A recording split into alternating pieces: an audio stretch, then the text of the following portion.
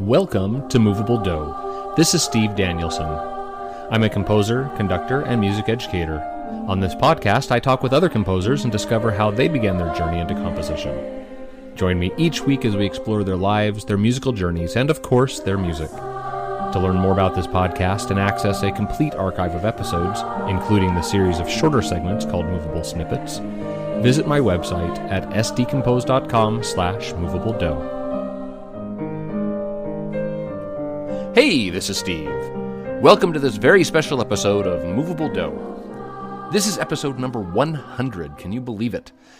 When I started this podcast in August of 2020, I wasn't sure where it would take me or how long it would last. It's been my goal for quite some time to make it to 100 episodes, and here we are. We're going to have a great time today. We're going to close out the season. We're going to revisit some past guests. We're going to get some updates from some of our composers, and we'll count down to the top 5 episodes according to downloads. So let's start with number 5. This composer has the advantage of being the first composer I ever interviewed for season 1 of Moveable Do. That means that people new to the podcast often start with his episode. When I first had the idea for this show, I wasn't even sure how to start. I put out a request on a Facebook group asking for names of composers that I should reach out to, and someone told me that this composer already said that he'd be willing to do it. I hadn't ever even met him before, but reached out and he said yes. Listening back, my interviewing was a bit rougher, and the episodes were a little shorter, but I enjoyed getting to know the life and the music of Sonder Choi, our number 5 episode.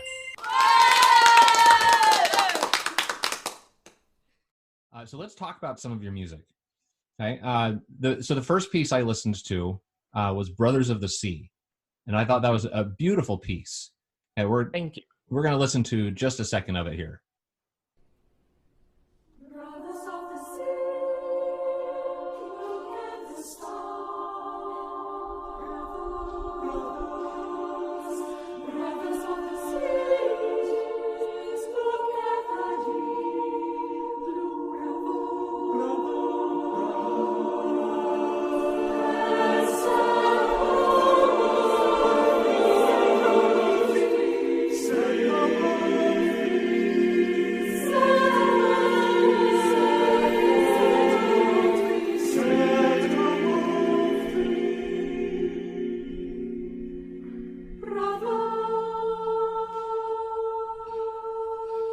Brothers of the sea, look at the stars. Brothers of the seas, look at the deep blue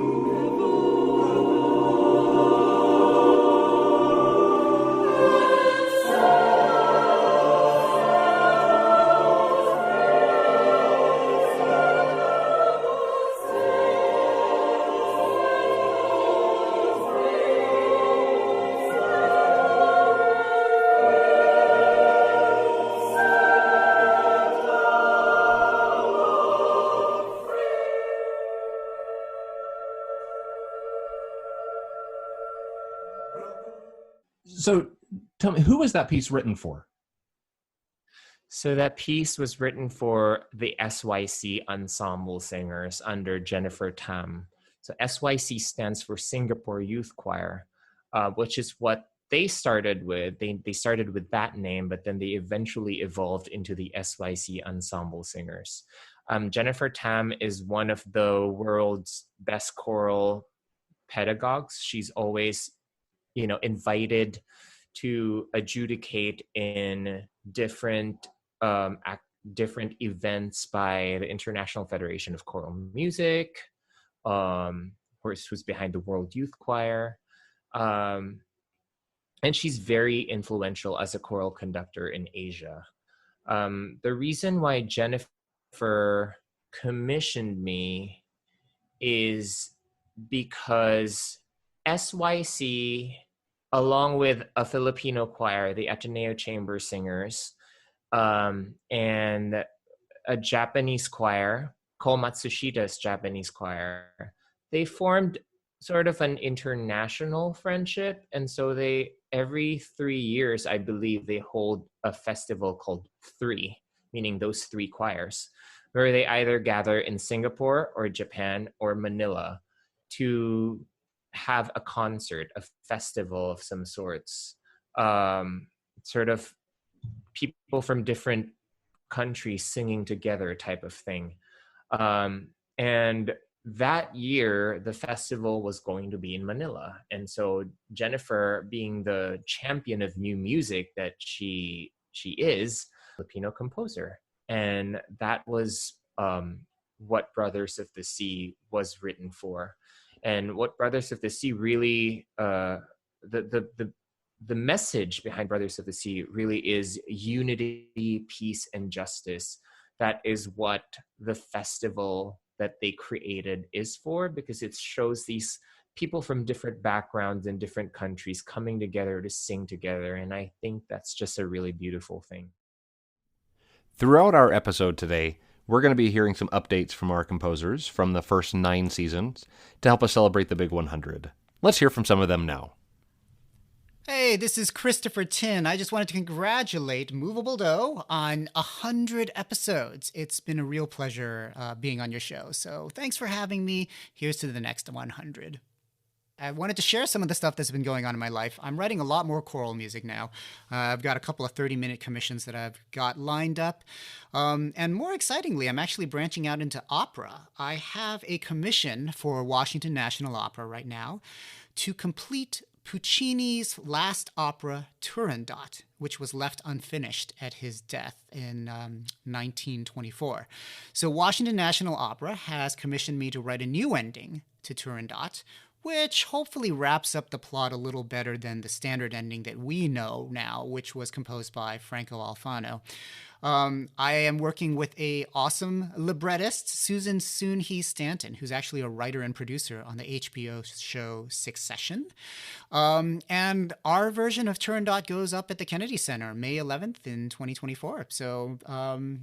So maybe hope to see some of you there. In the meantime, congratulations again, Steve, on 100 episodes. And thanks again for having me as a guest. Hello everyone, I'm Giulio De Carlo for the 100th episode of Moveable Do. Thanks, Steve, for this opportunity that allows me to share my work in the world of choral composition with others. Currently, I'm collaborating with some Italian conductors and choirs for events scheduled in spring. I'll have the pleasure of listening to some first performances of my pieces. Specifically, thanks to the work of the choir I direct, the singing cluster, and together with the children and teenagers, directed by my sister-in-law and by my dear friend Monica Faia, in March, we will perform my composition on peace and fraternity. It's based on a reworking of a text from the prophet Isaiah. The performance will be recorded and presented along with a professional video shot in a beautiful natural location in my homeland, Calabria. Furthermore, I continue to compose, occasionally participating in competitions and trying to share my music as much as possible with those kind enough to perform it, including it in their repertoire. My dream remains to be appreciated in the USA, a country I admire for various reasons. Thanks to everyone, and especially to Steve.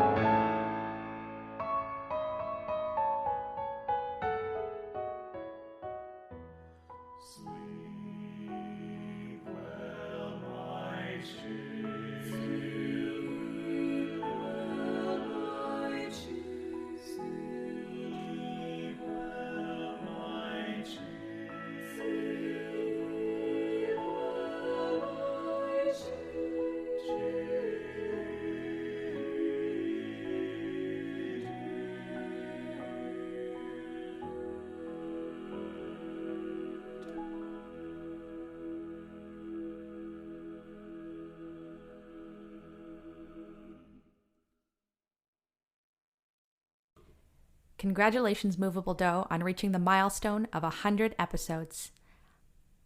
I'm composer Katerina Gimmon, and I'm honored to have been one of the artists featured on those first 100 episodes, and I look forward to listening to many more episodes to come. In honor of this incredible milestone, I'm going to share some of the things that I've been up to recently since I was last featured on the show. So the first thing that comes to mind when thinking about recent highlights would be in April of this year, I got to attend my first ever World Symposium on choral music in Istanbul. There I had 3 of my pieces performed by 2 different incredible choirs, the Vancouver Youth Choir and Jazzberry Tunes from Turkey. And of those 3 pieces that were performed, one of them was actually a world premiere, a premiere of a fiery new arrangement of mine called Apple Tree, which has since been published with Hal Leonard and even made it onto J.W. Pepper's Editor's Choice list. This is my first time making this list, so I'm pretty excited. Since I was last on the show, I've also had several tracks of mine released on streaming platforms, including the recording of my piece Fire that went viral on TikTok last year, performed by the 2022 Texas Music Educators Association All-State Treble Chorus. As well, a new recording of my orchestral work Roots Beneath was released by the National Youth Orchestra of Canada. This piece is all about the underground communication networks of trees. And the recording actually got me nominated for Composer of the Year in the 2023 Western Canadian Music Awards. Also on the horizon is my debut album of choral music, If the Earth Could Sing, featuring my 2 major environmental sets of choral music, Elements and Unsung, performed by Canadian treble choir Myriad Ensemble. Having an album of my own choral music has been a long-time dream of mine, so as you can imagine, I'm pretty excited to finally have this in the works. This one is set to release in late 2024, and I hope you'll all take a listen when it comes out, so stay tuned. Thanks for listening, and congrats again, Moveable Do, on reaching the milestone of 100 episodes.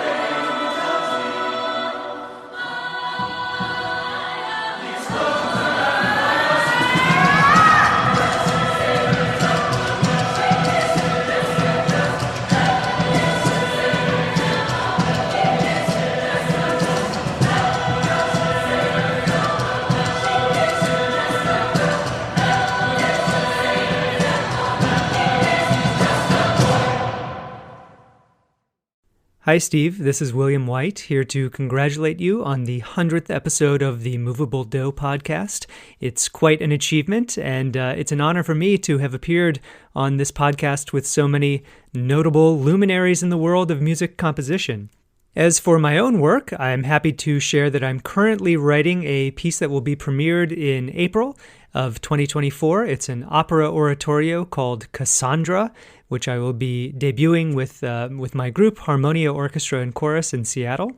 This past summer, I composed a quintet for clarinet and strings, but the piece that I'd like to share with you and your audience is from a recent set of short piano works that I composed. This is the 8th of a set of 11 bagatelles, And of course, if people are interested, they can hear the complete set on my website and on my YouTube channel. Thanks so much, and once again, congratulations.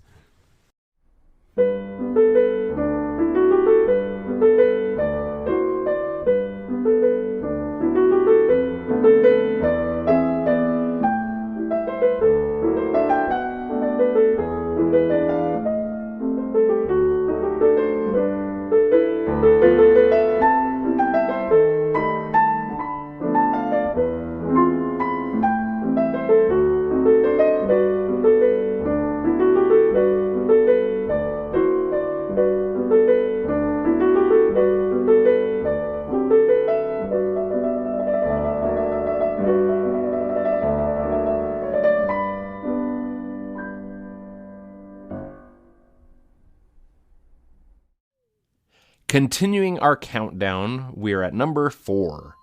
I have to say that before I interview them, many of these composers are just names on a page to me. They are people whose music I've performed before, but have had very little interaction with besides that. So thanks to these interviews, I now have put a face and a personality with the music I love. Such is the case with this composer. He is someone that I've stayed in contact with and have interacted with since then, and know him now to be a genuine and generous person. Our number 4 episode is Dan Forrest. All right, so next let's turn to a very recent piece, Fermata. This is 2 canons for up to 5 parts for SATB or SSAA choir. So this piece was written in response to the global pandemic, with choirs having to abandon rehearsals and performances. Can you tell us more about how this piece came about? Yeah, this is an unusual one. I had an email from a choir director in the Northeast who had been rehearsing my Requiem, preparing for an upcoming performance.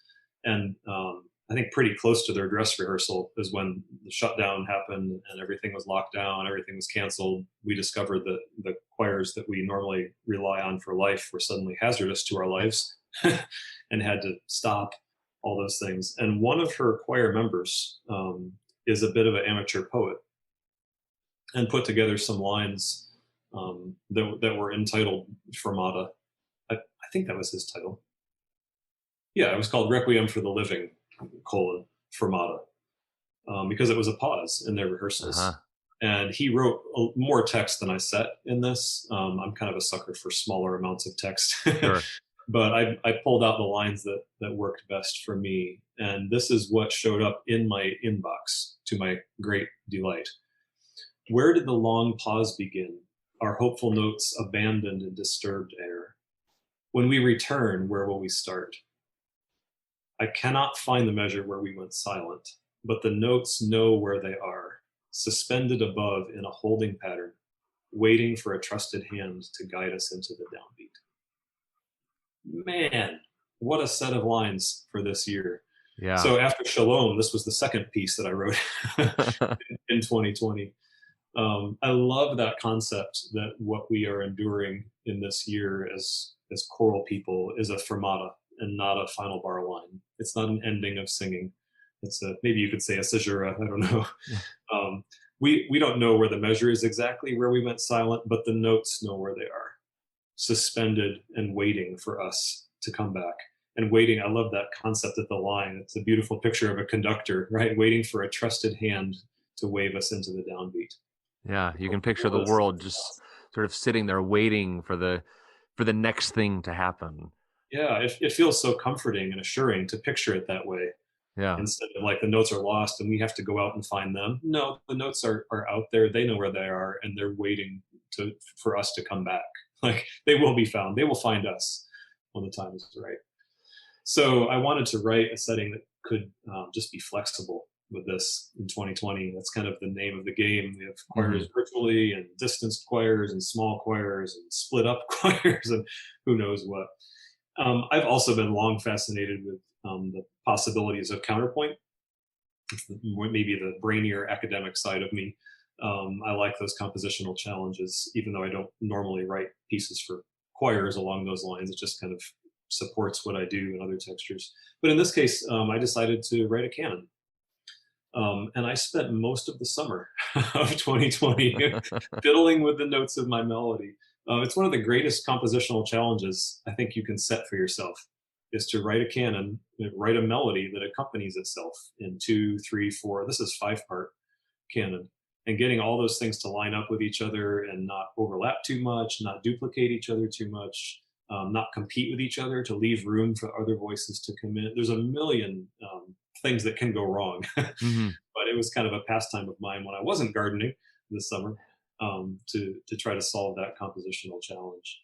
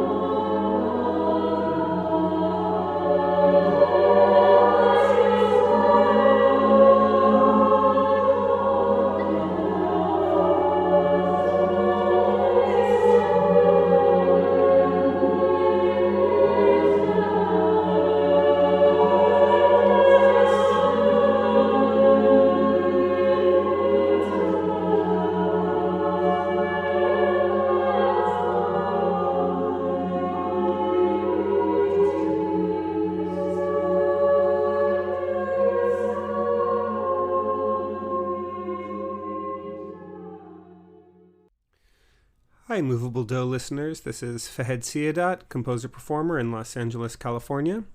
And this last year, we've spent some time reviving our a cappella opera, The Conference of the Birds, and just put it in the can, and we're getting ready to release the official album in the spring. And in the coming year, I'm going to be working as the guest creative director of Third Angle New Music in Portland, and as part of that, creating a new evening-length work called Sema that is for a single vocalist with live electronics and percussion, performer, and one dancer, and it's a sort of modern recreation of the Sufi practice of the Sema.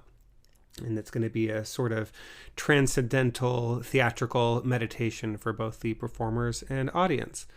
And other than that, I'll be spending also part of the year in residence at the Philosophical Research Society, doing a series of solo vocal music drone events and lectures on various topics, looking at how our creative and spiritual practices overlap. So what if it's closed? What if it's closed?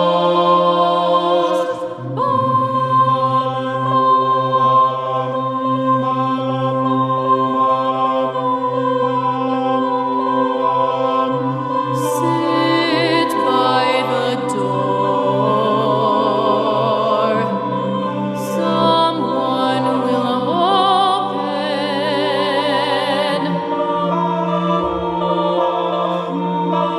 If only I could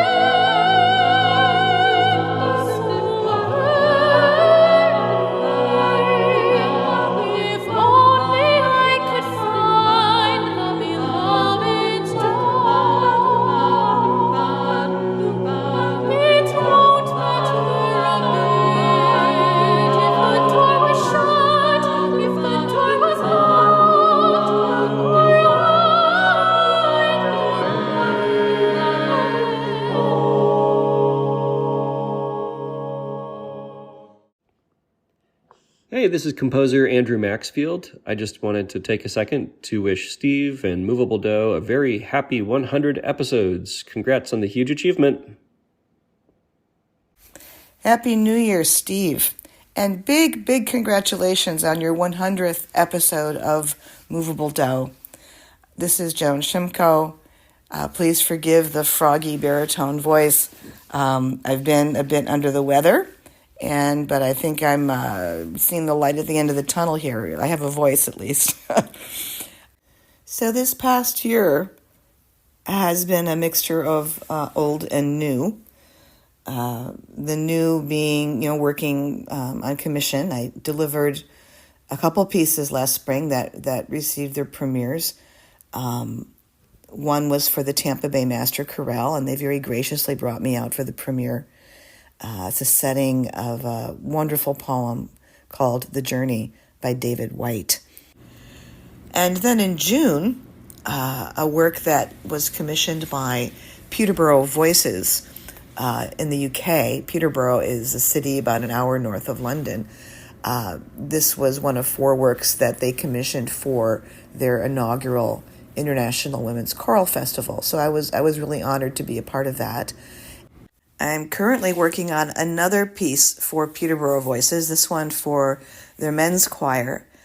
And I'm not often asked to write for men's choirs, so this has been a real enjoyable project.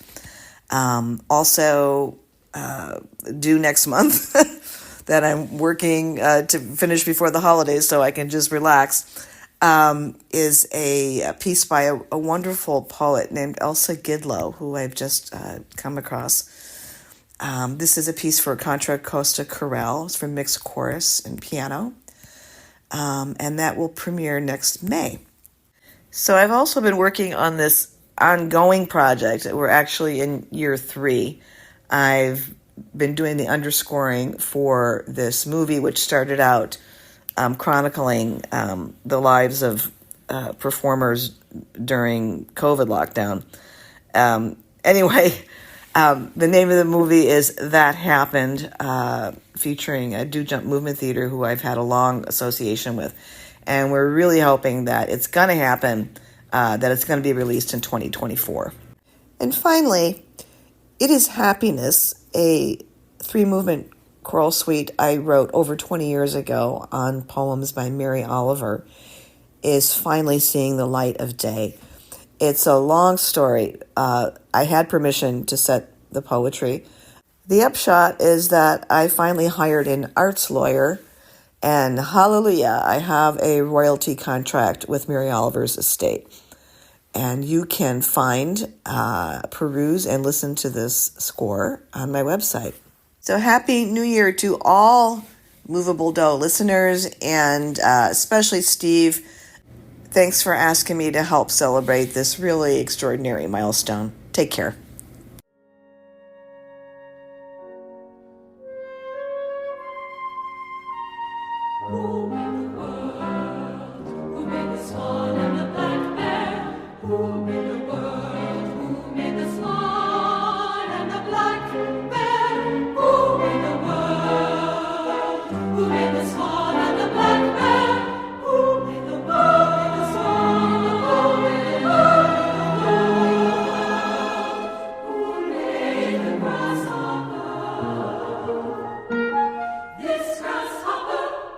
I mean the one who has flung herself out of the grass, the one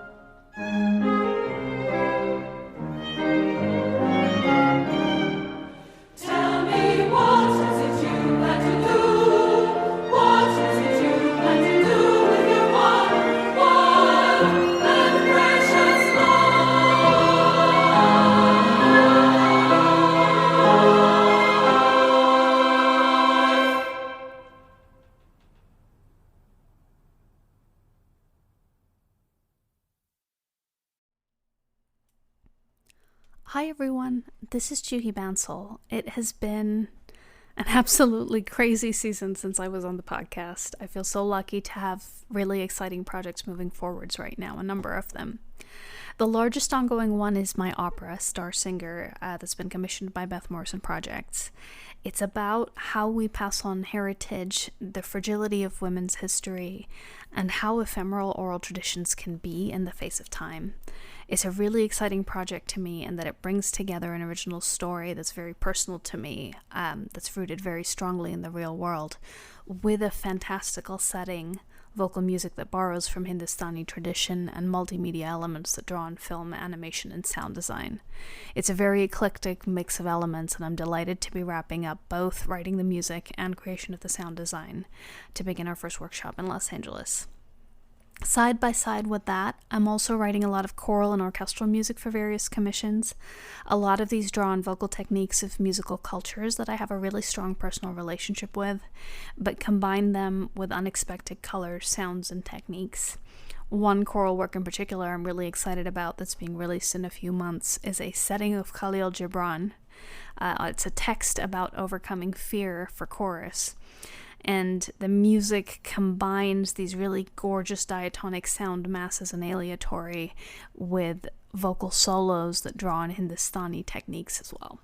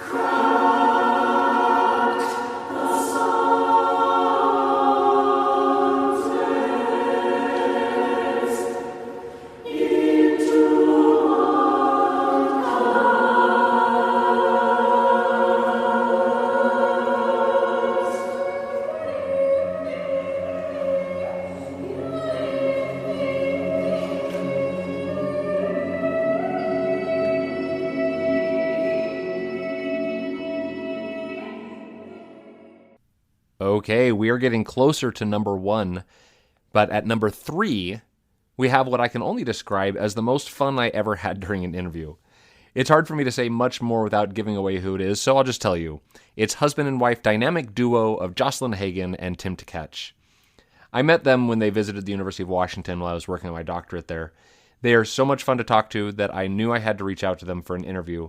They have a way of making you feel at ease and are both phenomenal composers, as well as the head of Graphite Publishing. So let's take a listen to the clip from my interview with Jocelyn and Tim. Great. All right, so I know that each one of you is one half of the band Nation, an a cappella duo. So can you tell me about why and how you formed your band, what sort of pieces you're performing, what you're doing with this? Yeah, well, the origin story is pretty interesting because it was out of necessity. I had a concert that was going to happen at the Schubert Club, and it's basically a 1-hour concert of my music, and I had arranged for all these different performers to come play, and I had a 10-minute song for soprano and viola, and my violist sent me an email 2 weeks prior to the performance saying, I can't do it. And I was like, oh, wow. So I have a 10-minute slot to fill, and I didn't have any more money left to be able to pay people to learn something new. So I turned to Tim and I said, well, we've had it on our bucket list for a while to start arranging some pieces for us to sing. How about we do that now? She looked at me and said, "You're cheap. You want to work for me?" It was the cheapest ensemble I could put together. Yep. So, It's all goodwill and dishes. yeah, so it was kind of funny, but it was really great because it had been on our bucket list, and I'm not sure if we hadn't had a reason to do it, if we would have done it. It would have been one of those things that stayed on the bucket list. And what was great is, so we arranged 2 songs, we performed them at that concert, and that collaborator, that choreographer that I did the opera with, she was sitting in the audience and she says, "Oh, I want to dance to those. Can we talk and do some kind of performance?" So that was our first nation gig, was singing 4 arrangements of pop tunes for a dance concert. Oh, wow. And it was super cool because we were on stage. It was an intimate venue, so we didn't need to be mic'd. And we actually moved on the stage like dancers. I mean, not like Or dancers. as close as we could get. We moved like singers on the stage. And but that was really, really cool. And I love that was our first outing, really. Or, Yeah. And it started from pop arrangements, because the hard work's already done. So we just needed to work out how we're going to sing them. But I think that there's also a really strong background of appreciating pop music in both of our lives. And from there, we've started to go further down that road with writing more specifically for us, and writing pop-like songs, but also classical songs, and just sort of treating Nation like a musical sandbox, and thinking what else can we do with this, and what else is out there, and how else can we find joy in what we're doing. And it's sort of like our first hobby, I think. Like after our workday is over, we'll find some time for Nation, and that's like a way to kind of unwind and really enjoy it. Wow, that sounds like a lot of fun. It is. Yeah. All right, so Jocelyn, do you find that it is beneficial for your creative process to have another composer at home with you while you're working on a piece, or does it create a competitive atmosphere? What sort of influences do you and Tim have on each other?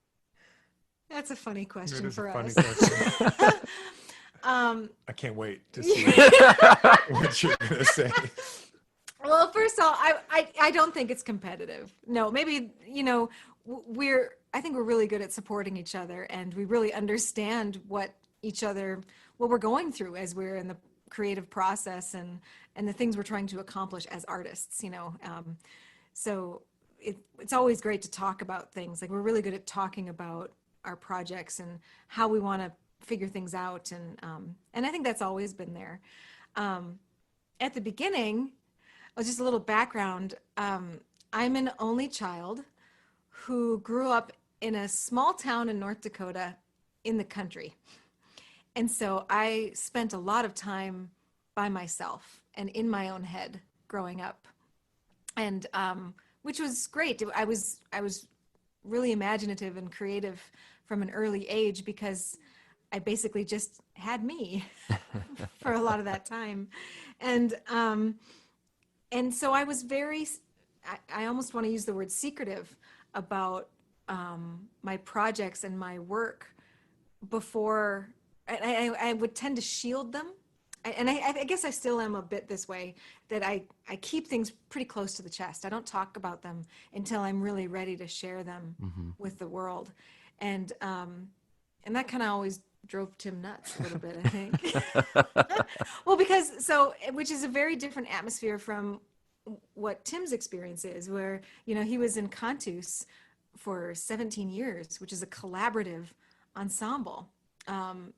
So he was always wanting to know stuff and would ask me questions, and I'm just like, I don't want to talk about it. It's private. Was that the answer you were expecting? That's what I expected, yeah. Okay. So, Tim, do you have a rebuttal to that, or are you pretty much in agreement? No, there's no rebuttal at all. I think that's very true. I think that I would, you talk about, like, is it a benefit to have another composer in the house? It is. We talk shop quite a bit. Like, we'll finally have a chance to go out on a date, and we'll sit there at the dinner table and just talk shop for an hour. And by the time we're ready to leave, we'll pay for it with our professional business credit card, because it's like, well, that is a write-off right there. Like, we didn't talk about anything else except for shop. Hello, this is Tim Takash from Minnesota, and congratulations on your 100th episode. What an amazing feat to go that long on the air and talk to so many amazing people. My year has been busy. It's been full. I have two big projects going on sort of at the same time. In October of 2023, I saw the premiere of my ballet, Unfashioned Creature, which is an adaptation of Frankenstein. And it's a 40-minute ballet scored for choir and cello and percussion. And the libretto is sort of a fractured version of Mary Shelley's novel. And instead of really trying to follow the plot of the novel really closely, we instead isolated some of the more social issues that are present in her novel, issues of isolation, of abandonment, of being othered, of self-identity, of love. And we constructed a ballet based on those ideas. So my artistic partner is Penelope Free. She's a choreographer. And we sort of built this piece together from the ground up. And the James Sewell Ballet premiered it in October in St. Paul, Minnesota. And it's just been a really amazing experience to again go from nothing to something, which is what we composers do. We have an idea that's just like the spark of something, and then we turn it over and over in our heads until it becomes something concrete and tangible, and we share it with a few trusted others and find collaborators and then move forward. So it's an amazing experience, and I'm really excited to share that piece with the world on Fashion Creature. The other thing that I've been doing is working on an opera for the Crane School of Music out at SUNY Potsdam in New York. This was a competition that my librettist Caitlin Vincent and I won this last year, and we were tasked to finish our opera on Mariah Mitchell called Computing Venus. Mariah Mitchell was the first professional astronomer, female astronomer in the United States. She taught at Vassar for a while. And so our opera is about her time teaching women science in a point in history where one of the rhetoric that was going around was about how women were not capable of learning math and science. And so her fight against that to show that women were capable and in fact could really succeed in the sciences. So she was a real proponent of STEM before STEM became a thing. And she really worked to close the gender gap in the sciences. So our opera is going to be between 80 and 90 minutes, and it'll be scored for chamber orchestra. And the Crane School of Music will premiere this opera in the fall of 2024. So two really, really big projects for me going out at the same time, but it's they're stories I've been loving to tell and to sort of dive into. So it's been really, really fulfilling. So that's my news from my corner of the world up here in Minnesota. And again, congratulations on 100 episodes. That's an amazing thing you've done. Thanks so much.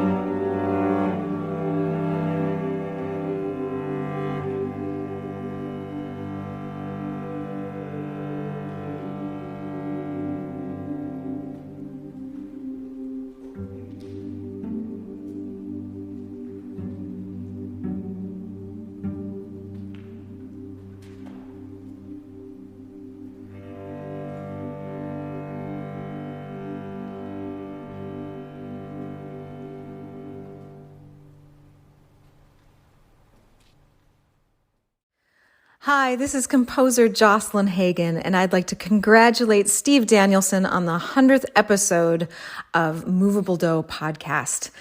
It's been a long time since I was on the podcast originally, and a lot has been going on. My multimedia symphony, The Notebooks of Leonardo da Vinci, has received over 30 performances at this point and has even been performed in Sweden and Croatia.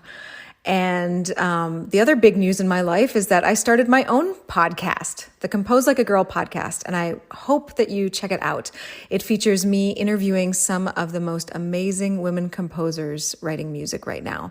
So for all of those of you who love podcasts and talking about music, please check it out. All right, thanks. Congrats again, Steve. Hey, this is Brian Black II, congratulating Moveable Do on 100 episodes. Wow, Steve, thank you so much for all of your efforts and labor on making this podcast happen for the choral industry. It was an honor to be featured on the podcast, to be exposed to so many excellent composers, and even more so just to connect with you and your work. You're a great musician and a wonderful guy, and I'm just excited to see what all comes next for you. As for my work, more recently, I've been focused on completing the final year of my DMA in choral conducting at the University of South Carolina. But I can't share my most recent composition, a choral orchestral arrangement of Be the Change by Mark Kaplan and Colin Britt. They originally wrote this song to be a part of the Justice Choir songbook, and I was then commissioned to arrange this piece by Kent State University, my alma mater, in 2022. And it served as a closing piece to be performed at a gala concert by the combined KSU choirs, the wind ensemble, the percussion ensemble, the African ensemble, and Cleveland School of the Arts choir. The concert commemorated the Kent State National Guard protest shootings that occurred on May 4th, 1970. This arrangement of mine is available for free, donation only, on my website, brianblack2nd.com. And it can be easily rearranged for whatever voicing and instruments you may like. I have it for SATB choir and piano, and I've also performed it that way, but I'm hoping to also make it available very soon for two-part and middle school voices as well. Again, that's brianblack2nd.com, BRYONBLACKII.com. Hope you all enjoy, and again, congrats to Steve and to Moveable Do.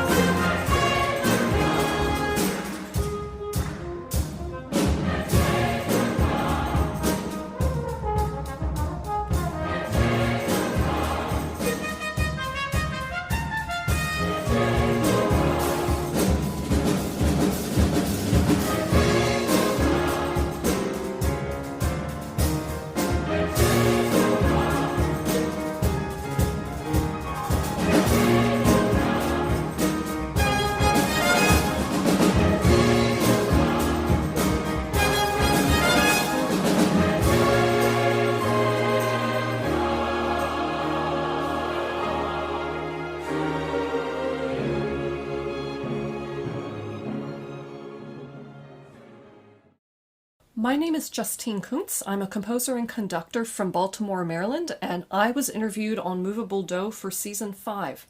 Since that time, the most significant project that's taken place in my composing life was a commission.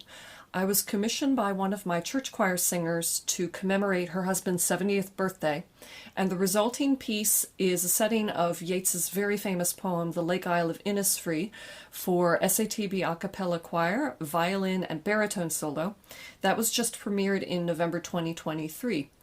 I'm currently pulling together a commission consortium for a series of introits and short anthems for church choir, and we'll see how that goes.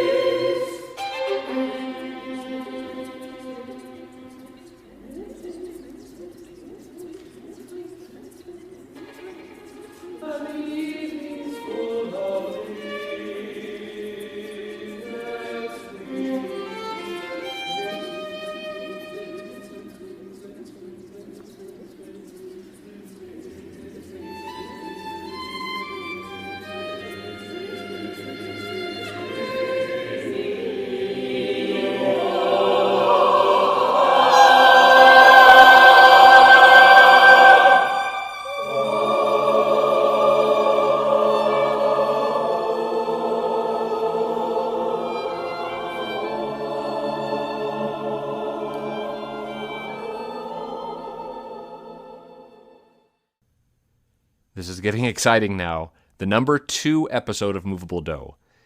Many people probably expect this interview to be number 1. He's probably one of the best well-known composers that I've interviewed, at least in the choral world. I never know how composers will respond when I reach out for an interview. I know it sounds funny, but I get kind of nervous sending an email sometimes. Most composers respond so kindly to the invitation you'd think I wouldn't be nervous. Oh well. I was very nervous reaching out to this composer because I knew his music so well and held it up so high in esteem. I was so honored that he came on the program. I had met him before and had been part of his virtual choirs, and I loved the chance to get to reconnect and to get an hour to talk with him one-on-one. Yes, I'm talking about my guest from episode 50, 50 episodes ago. The one and only Eric Whitaker takes the number 2 spot. Steve? Hello, good afternoon. Hey, how you doing, man?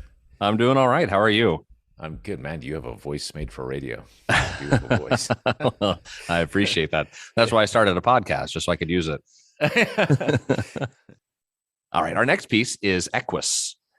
So this piece was originally for wind ensemble, though now available also for orchestra and optional choir.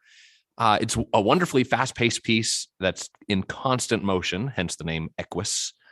So I understand this commission, the commission for this piece took a while to complete. Could you tell us the story behind Equus? Yes.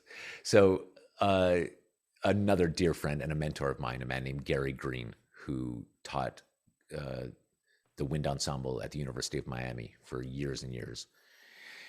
He asked me to write a piece for his group, and specifically he asked me to write something really difficult and virtuosic.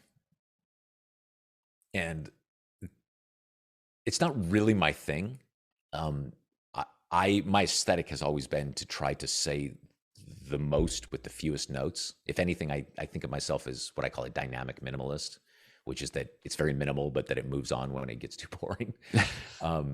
But with this piece, then it took a long time before I knew what I was going to do. And I even did these sketches. I did some of my first big emotional architecture drawings and made sketches. And I'd come up with that little theme, this thing. And I had the whole thing kind of flushed out. And I thought about maybe going that direction. But then at some point I really was, I don't know if I had abandoned it, but I didn't think it would work. And then a dear friend of mine named Steve Bryant was visiting me. And he was in the other room, and I was in my little studio, which is the guest bedroom,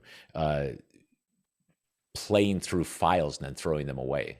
And I played this thing, and I heard him yell from the other room. He said, "What is that?" And I said, "Oh, it's just this thing. I'm probably going to throw it away." And he said to me, "Mark my words, if you don't use that, I'm going to." And it was funny at the time too, but I thought, I trust Steve so much. He's got such impeccable taste. And I thought, well, maybe there's more there than I think there is. This happens a lot with me early on in a thing where I'm about to throw away an idea that ends up becoming the central idea, much later on. And so I ran with it.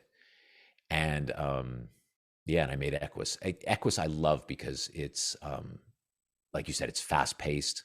And it's the idea of a horse, Equus meaning horse, just running and running. I never get to talk about this, but the beginning of this is how it starts, is an homage to the very first minimalist piece by Terry Riley, a piece called In C. Oh, yeah. And so it even starts in C, just the way Terry Riley's does. So it was a kind of way of a real nod at, okay, that's this minimalist universe that he created. I'll start the same way he did and then run in my own direction. Yeah, I love that. Your friend says, "I'm going to use it." The gauntlet was thrown. You said, "You're not going to use it. I'm taking it." So leave it alone. Yeah, and I should say too, with Steve, Steve is really one of my best friends. He's more than a friend. He's like a brother. And even now with the Prelude, he's done this with so many pieces where I call him up and I'm just lost. I'm lost in the weeds and I say, I don't know what to do. And I talk through him where I'm at in the piece and where I'm stuck. And every time he's able to say something that makes me look at it just slightly differently, and then I'm able to continue going on. And in fact, Deep Field is dedicated to Steve, because had it not been for Steve, I think I just would have been lost in the maze of that piece and never found my way out. Oh man, what a great friend. That's awesome. Yeah, truly. All right, well, we are going to listen here to Equus, played by the Royal Philharmonic Orchestra with the BBC Singers and the BBC Symphony Chorus.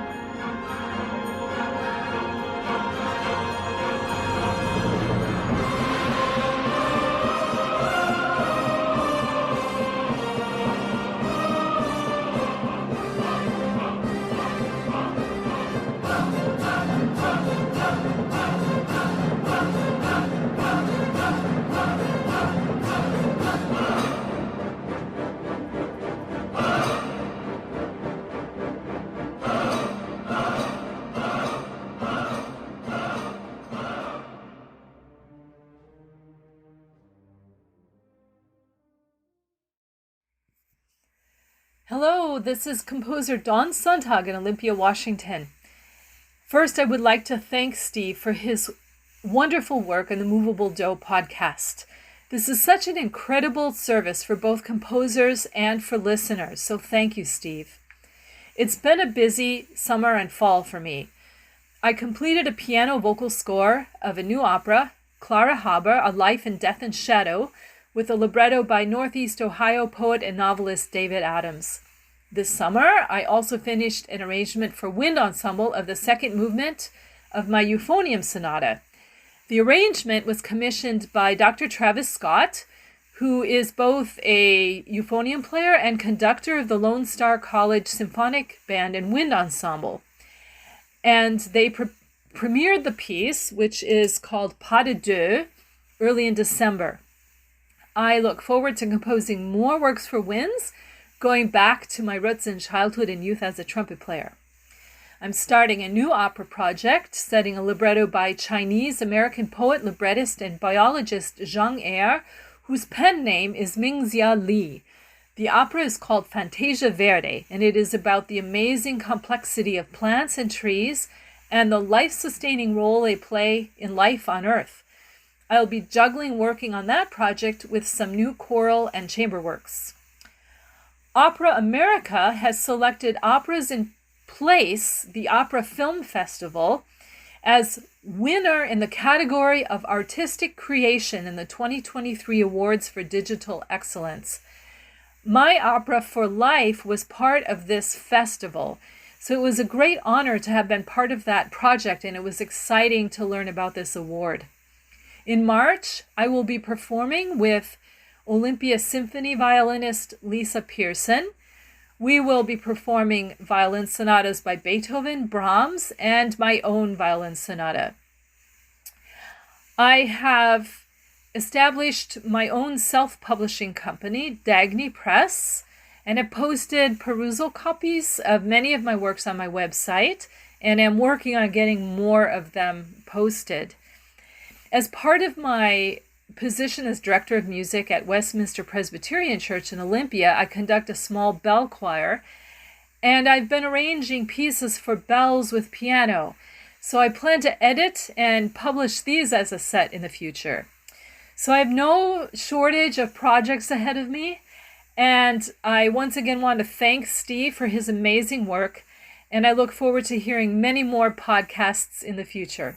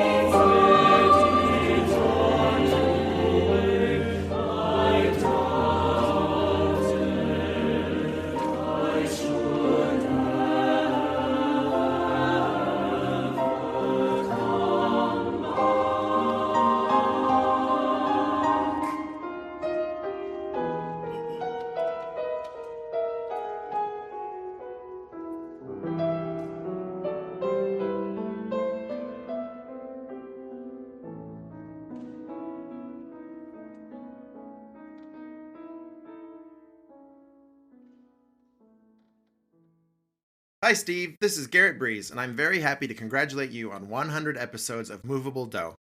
As a podcaster myself, I know what a monumental achievement this is, and as a composer, I just want to say how much I appreciate you providing this platform and helping singers and conductors get to know us and our music.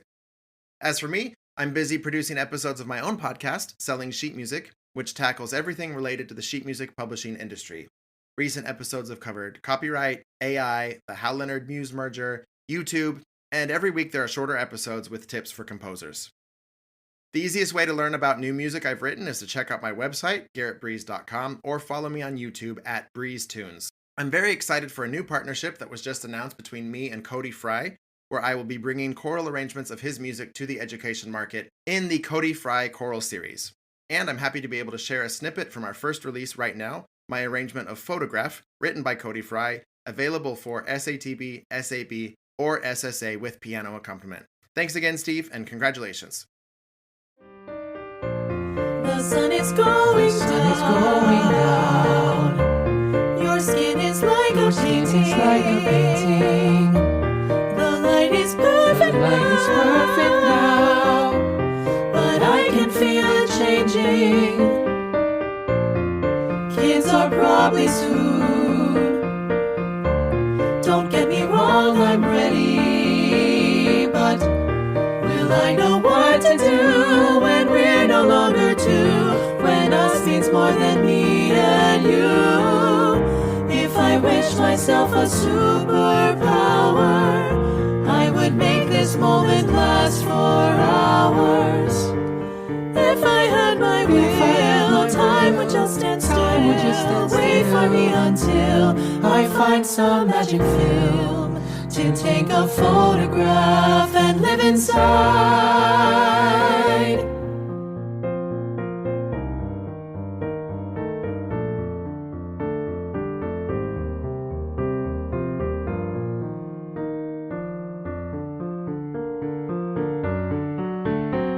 I need some way to prove that this was real.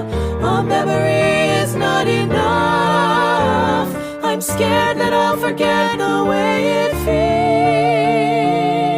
feels to be young and in love.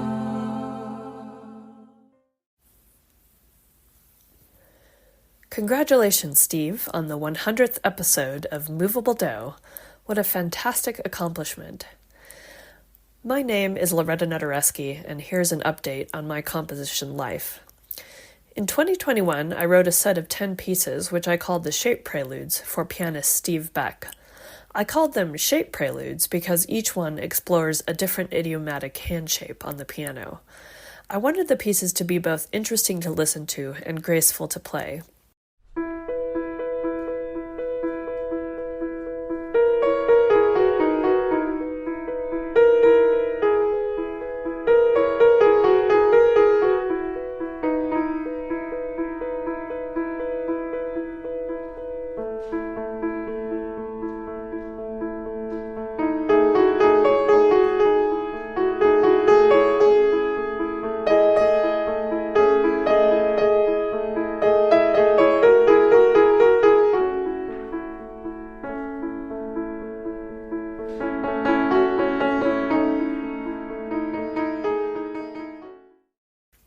More recently, in 2023, I premiered a piece for flute and electronics, written for flutist Ismail Reyes and myself to perform. The piece is called Flute RI and uses electronically manipulated samples of the sounds of an MRI machine. Anyone who has had an MRI knows that the equipment makes very mysterious and fascinating sounds, which almost sound like a sci-fi movie from the 1960s. In my piece, I put the flute in counterpoint with the MRI.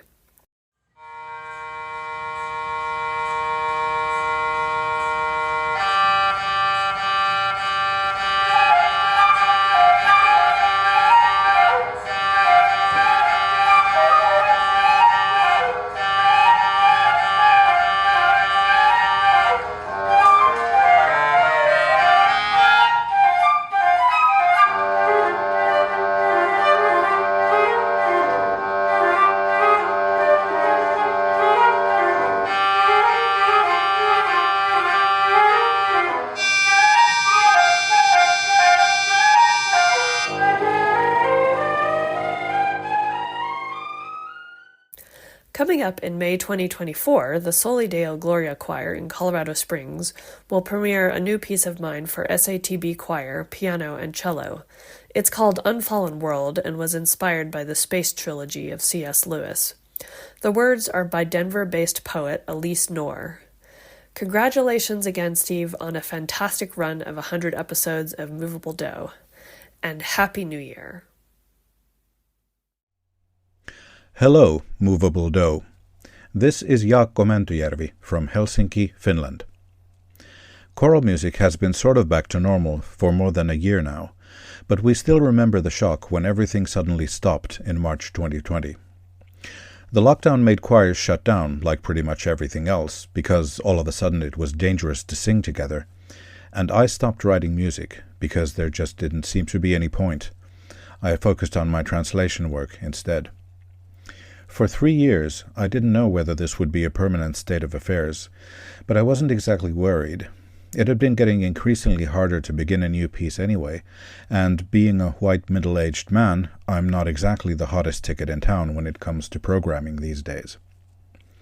But now as I'm recording this, in December 2023, I'm happy to say that I am writing again, and I just premiered a new little piece with my group a month ago. I wish I could say all's right with the world, because it clearly isn't, but at least choral music is back. The piece I want to share with you is not a new one. It's called Pulchra S, and it's one of the few pieces I've written that wasn't a commission. I wrote it for our son's wedding in 2018, and it was performed there, as it is on this recording, by my own group, Chamber Choir C.C. Freya. Enjoy.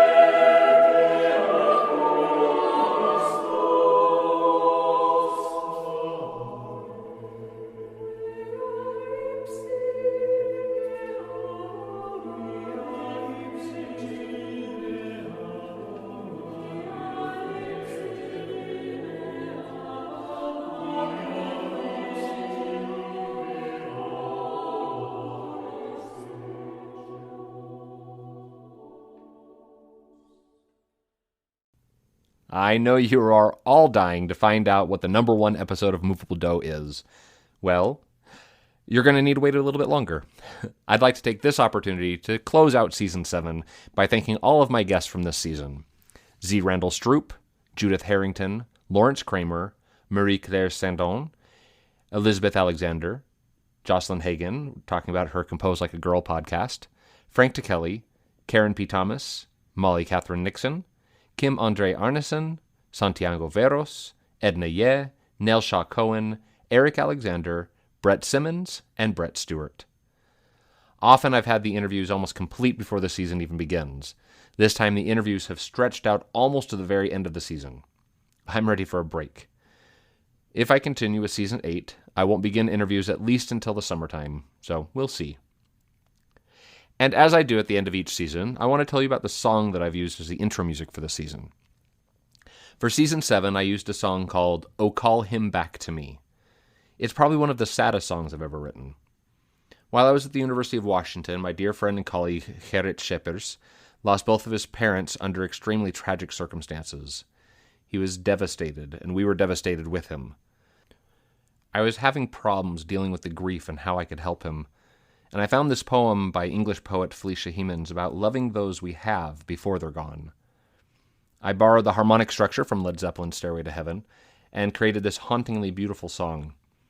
Though the poem is called Call My Brother Back to Me, I heard in my head for treble voices. It was premiered by the Timberline High School Treble Choir and shortly after by the University of Washington Treble Choir. It's now published by Two Bridges Music Press. We'll listen now to the University of Washington Treble Choir perform O Call Him Back to Me, dedicated to Gerrit Schepers, and conducted by one of our other friends and colleagues, Elizabeth Churland.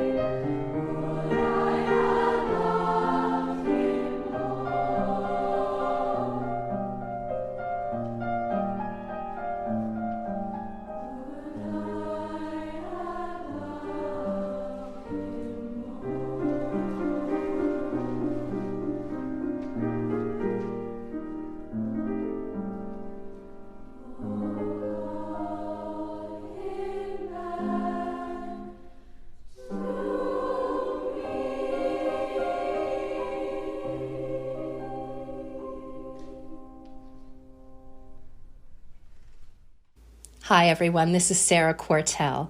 Congratulations, Steve and Moveable Do on 100 episodes. Thanks for all you do, Steve, celebrating contemporary choral composers and bringing us all together through your podcast so we can listen to great choral music. Congratulations. Over the next few months, I will be heading off to see some premieres of some works in various countries around the world. In March 2024, my piece, She Sang the Stars, will premiere in Helsinki, Finland. This is a 5-movement set of pieces that tells the stories of powerful women from the Finnish epic folk poem, the Kalevala. A few days after the Helsinki premiere, I will be off to Canterbury Cathedral for the premiere of my piece, All the World with Joyful Sound, and that will be premiered by Benedin Choirs there at Canterbury. Thinking back over the last year, I am so thankful for the opportunity to have premiered a piece at Carnegie Hall with national concerts and a whole host of Canadian musicians. What a treat to share that stage with fellow Canadians as we premiered my piece, The Wind is My Shepherd. Now, if you're familiar with Psalm 23 from the Bible, The Lord is my shepherd, the text for this piece was written by Canadian Stephen Heighton, and he puts in nature images into the pattern of the Psalm 23 text. The wind is my shepherd, and I must walk where it drives me until the day's end. It's a stunning poem. And if you'd like to listen to my setting of Stephen's work, you can hear it now, newly recorded and released with Oxford University Press.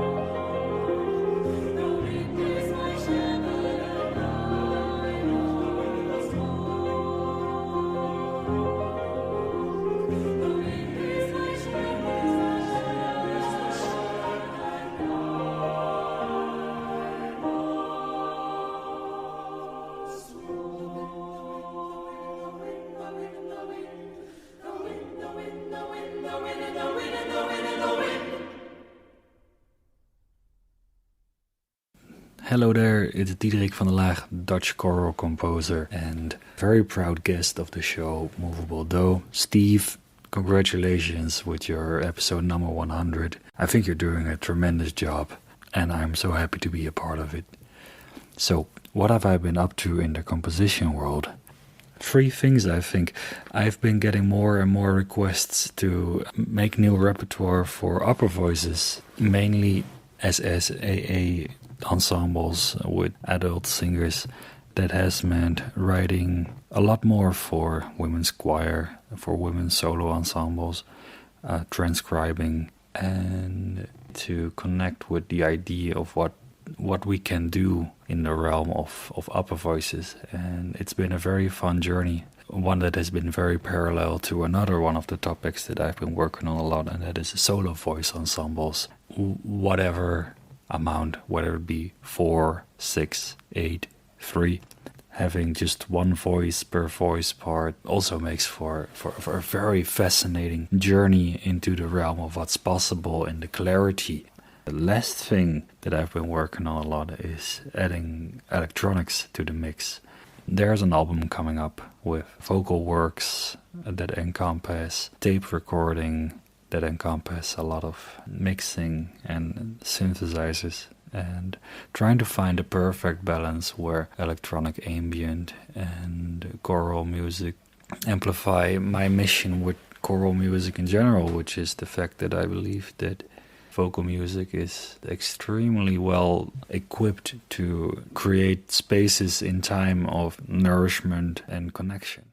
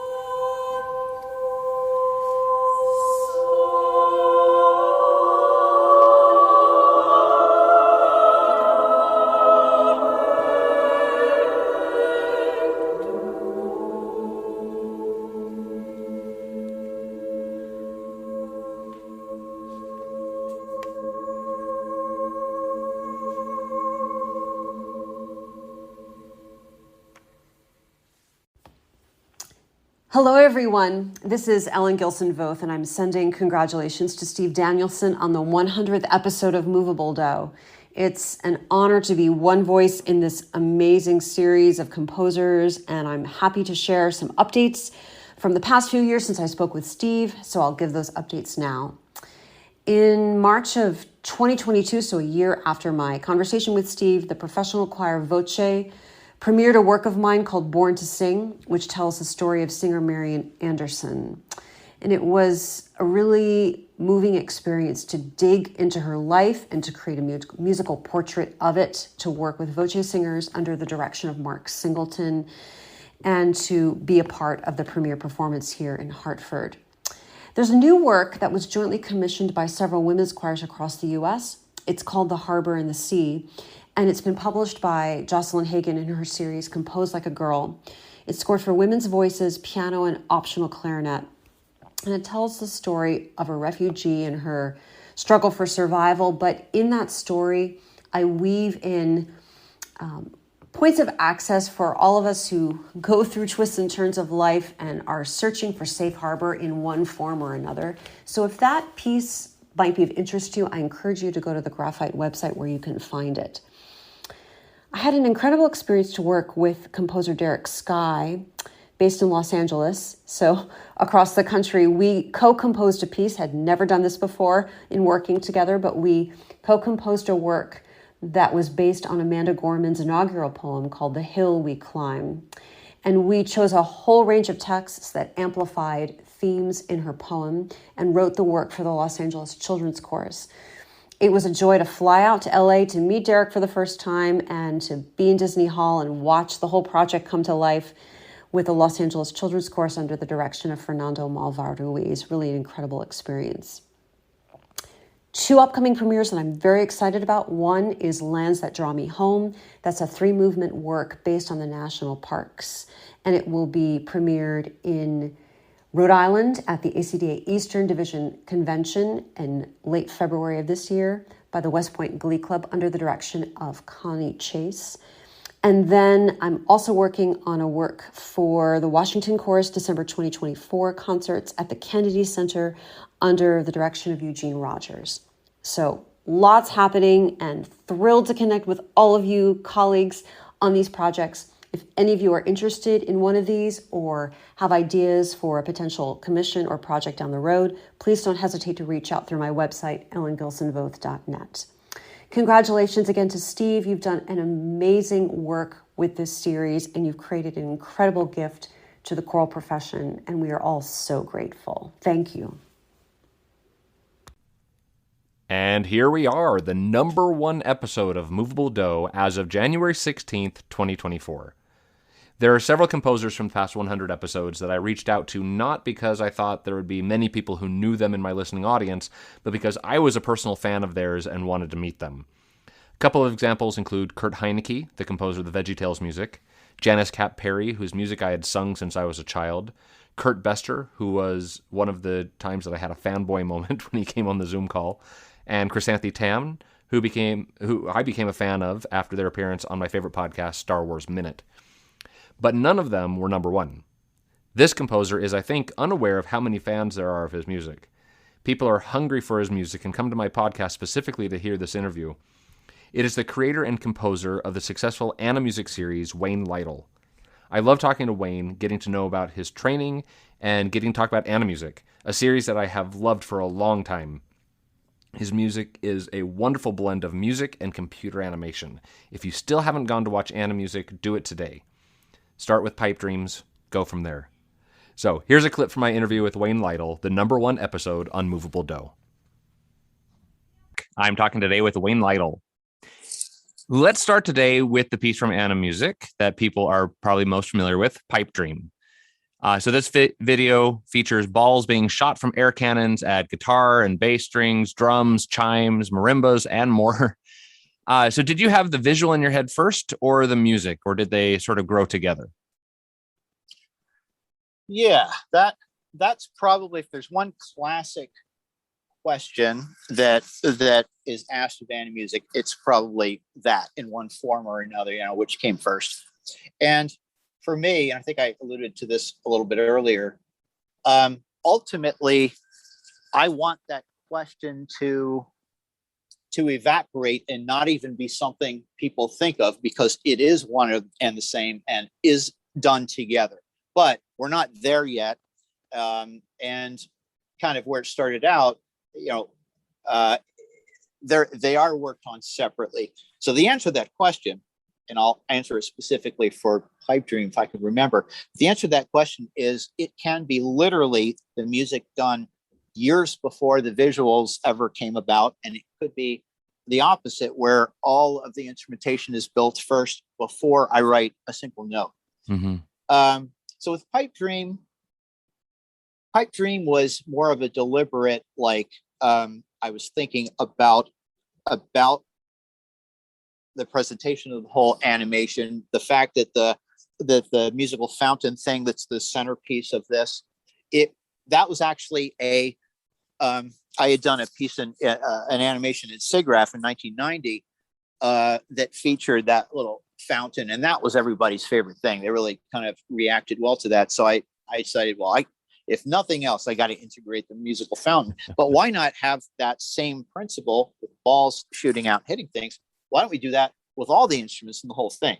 So that became like the driving force. And then so that kind of constrained in a good way, or, constraints in artistic endeavors are a very positive thing, really. Kind of keeps you from throwing everything in the kitchen sink principle. It sort of keeps you grounded. So it's like, all right, everything has to be making a sound like it was hit by this little ball bearing thing. So that sort of started dictating it's going to be obviously percussive, because when you hit something with a ball, it doesn't make this long sustained pipe organ sound, right? So it's like, okay, everything's going to be and there has to be not just drums. It would be nice to have some melodic stuff. So thus the marimba and the vibes. So, that was the instrumentation. And I've always loved echo and delay kind of stuff. So it sort of starts out with that, where things are bouncing from one thing to another in the same. If it was a score, it'd be the same note. One note ends up being three different note sounds because of the delay. And one of the sounds is not even the same. It's not even a string. The last one's a drum. So it's obviously not a digital delay where you're just playing back a recording of something, but you have the same effect as a delay. And in fact, the timing isn't even uniform. It's like the timing of I think the hit of the drum is half as long as the timing of the string thing. So it's definitely not the traditional delay. But, working all that out, then it was sort of, it became an iterative thing. Once I saw, well, that is working, but as soon as I got three balls bouncing around, it's overwhelming. I can't figure out what's going on. So that's a challenge, but there's a very specific approach that we've taken for pretty much every animation. And that is, you don't jump in with everything starting right out, because you don't even notice the synchronization. It just looks like confusion if you do that. Right. If you start Pipe Dream, never having seen it before, and you start it 20 seconds before the end, you showed it to someone, they go, it wouldn't have a big reaction. When you show somebody one ball hitting one string, going bloop, bloop, bloop, it's like, oh, hey, that was cool. So it's one of those, more isn't always better. And despite what you would think from, Hollywood, which seems to thrive on more is better. And, if one building blowing up is good, 50 buildings blowing up is really good. Everything's the more. I find that really overwhelming. So, it was a matter of like, how can we start out and go, hey, look, this is what happens. And then the audience goes, oh, I see that happens. And you go, I'm going to do it with two now. And then you basically, I'm consciously doing this little tutorial on training somebody's brain how to watch it. Then their brain's like, oh, I'm convinced it really is doing that. You throw a few more in there. It's like, yeah, okay, I can follow that. Then you move on to another instrument and you go, okay, I'm going to do it over here. Here's one note, boink. And it's not in a condescending way, or it's like your brain needs to sort of, it hasn't seen something like this before. So it's like, oh, here's what I'm going to show you. Oh, okay. And then by the end of the piece, you've learned how to watch it and you are convinced.